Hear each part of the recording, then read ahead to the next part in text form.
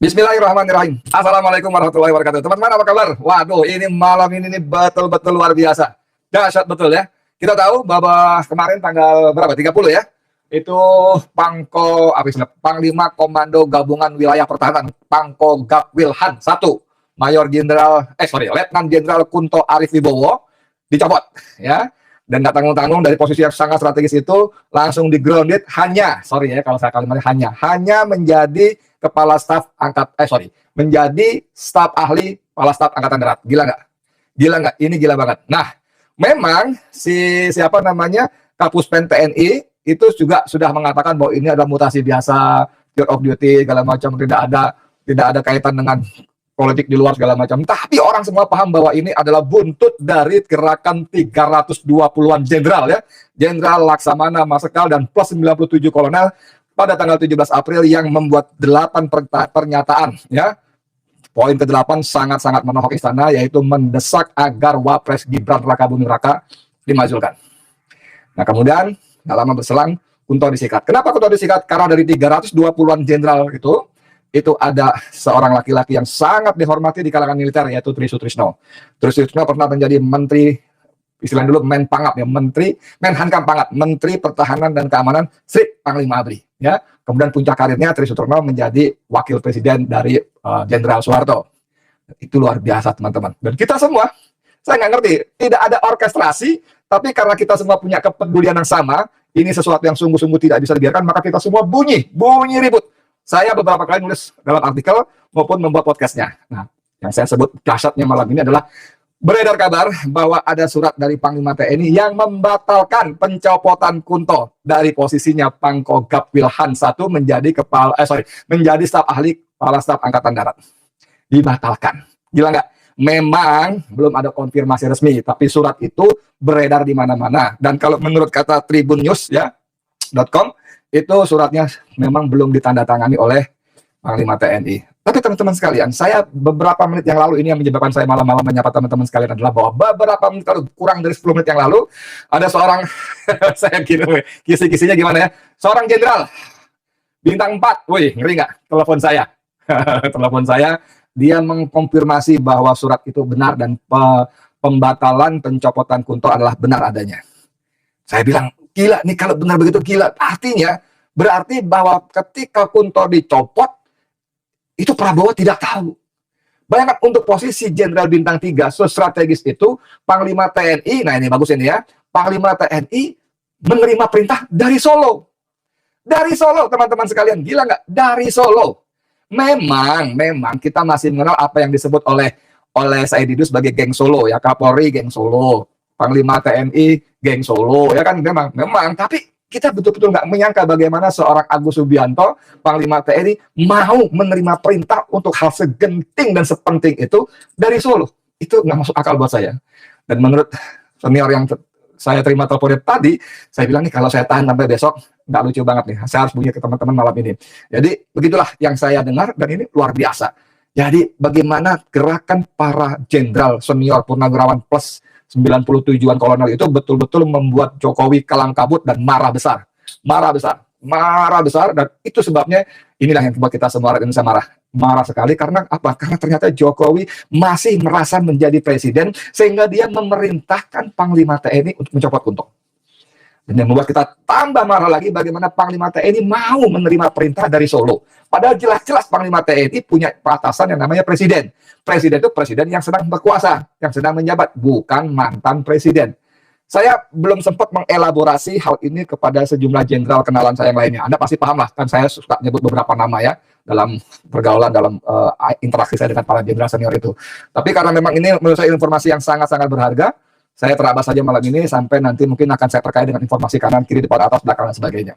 Tapi teman-teman sekalian, ini sekali lagi menunjukkan bahwa apa yang dikatakan oleh SBY, Susilo Bambang Yudhoyono, adanya matahari kembar ini tidak bisa dibantah. Dannya lagi nih yang membuat saya tambah muak dan mual adalah bahwa ternyata matahari itu masih bersinar dari Solo. Ya, kita semua rakyat yang berakal waras sudah lama berteriak-teriak, wahai Prabowo, Anda presiden. Anda presiden yang berdaulat, Anda presiden yang mendapat mandat dari konstitusi, bahkan Anda presiden yang konon katanya dipilih oleh 58% pemilihnya. Oke? Maka jadilah Anda presiden yang sesungguhnya, presiden yang sejatinya. Jangan lagi mau tunduk patuh berada di bawah bayang-bayang Joko Widodo. Kalau informasi yang saya terima ini benar, dan saya sangat percaya orang yang memberi informasi adalah orang-orang yang sangat kredibel, yang berintegritas tinggi, dan satu lagi, menurut saya ya, dari sisi kualitas narasumber, dalam tes itu ada disebut narasumber yang punya otoritas untuk memberikan keterangan. Pertama, karena jabatannya. Kedua, karena pengalamannya. Ketiga, karena ilmunya. Ya, orang yang punya otoritas boleh, layak, bahkan mungkin pantas dan wajib menjadi narasumber adalah kalau nggak punya jabatannya itu bidangnya, atau pengalamannya, atau ilmunya. Nah, orang yang memberi saya informasi ini punya tiga-tiganya. Punya tiga-tiganya, dan sepanjang dia menjabat, saya merasa dia tidak pernah neko-neko. Ya, kalau manusia tidak ada sempurna, yalah, ya. Ada itu, ini, itu, kita dengar adalah, tapi tidak ada yang sempurna. Cuma untuk ukuran pejabat sekelas dia, saya kira dia punya integritas yang bagus.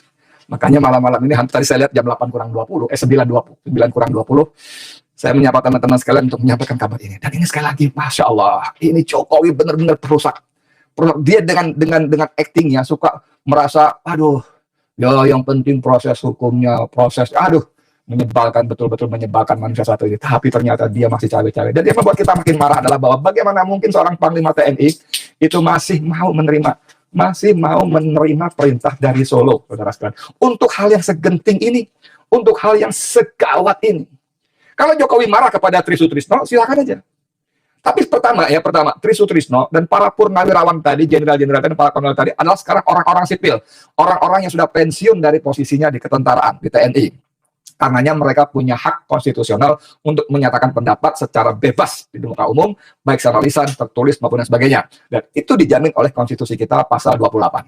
Satu. Yang kedua, apalagi seorang Tri Sutrisno yang dianggap sesepuh TNI saat ini, itu dia punya kewajiban moral ketika dia melihat, menganggap, menilai bahwa Indonesia sudah menyimpang terlalu jauh. Ketika dia melihat bahwa para pejabatnya, penguasanya menyimpangkan, menyelewengkan amanah jabatan yang diberikan oleh rakyat kepada yang bersangkutan. Maka Tri Sutrisno dan juga para jenderal purnawirawan dan juga para kolonel tadi punya tanggung jawab moral untuk memberikan peringatan. Dan satu lagi yang tidak kalah pentingnya, apa yang mereka sampaikan itu tidak ada yang melanggar. Tidak bisa disebut makar, tidak bisa, apalagi revolusi pemberontakan, tidak. Itu kan hanya tuntutan, 8 tuntutan, memang yang nomor 8 itu paling top. Ya, bahkan saya mendengar dari Pak Sunarko, dari Pak Soeharto, ya, dua inisiator utama acara tanggal 17 April kemarin, itu sebetulnya ada tuntutan ke-9, yaitu mendesak agar adili Joko Widodo. Ya, cuman dengan berbagai pertimbangan itu diturunkan, di-drop, tinggal 8. Itu pun ternyata mampu membuat Jokowi kebakaran jenggot, marah-marah. Teman-teman sekalian, ini saya kira momentum buat Prabowo Subianto. Ya, dia menurut saya, dia harus merasa ditelikung oleh Joko Widodo.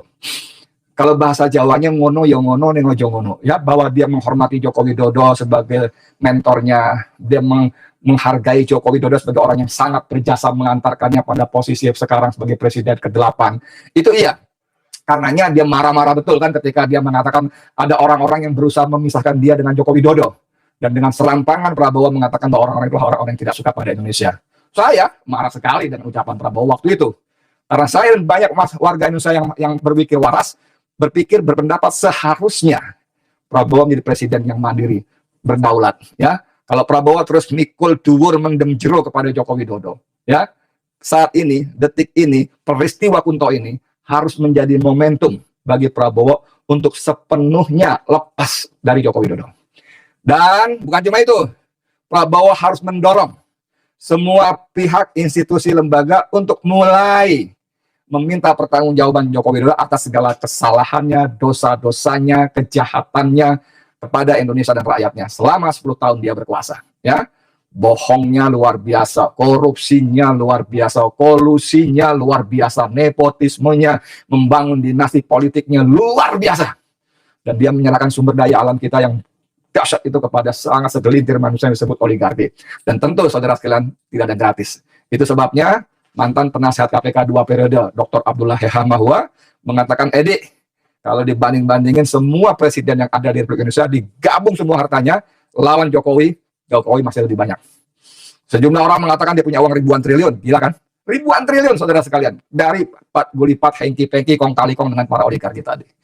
Kembali ke soal tadi, teman-teman sekalian yang saya hormati.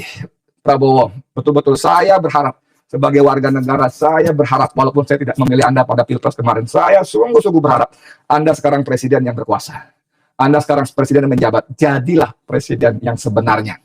Lepaskan diri Anda dari Joko Widodo dan jadikan ini momentum untuk meminta pertanggungjawaban Joko Widodo atas segala dosa-dosanya, kejahatannya kepada bangsa dan rakyat Indonesia.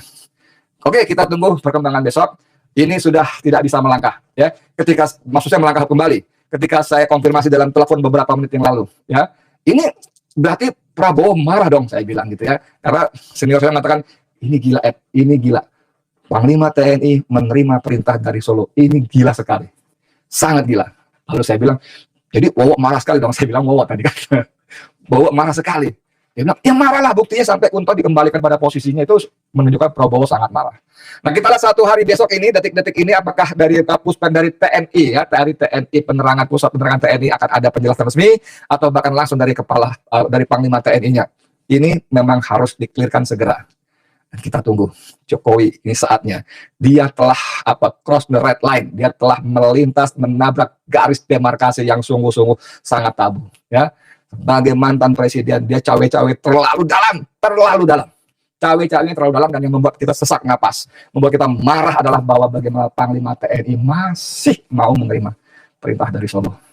Teman-teman sekalian, saya selalu mengajak kita berdoa pada Allah SWT agar Allah mengampuni dosa-dosa kita dan Allah membantu kita menyelamatkan Indonesia. Beri ya Allah Prabowo keteguhan hati, ketetapan hati dan keberanian untuk lepas dari Jokowi dan mendorong Jokowi dihukum dengan hukuman yang sangat setimpal. Amin ya rabbal alamin. Saya Edi Mulyadi untuk Indonesia lebih baik. Assalamualaikum warahmatullahi wabarakatuh.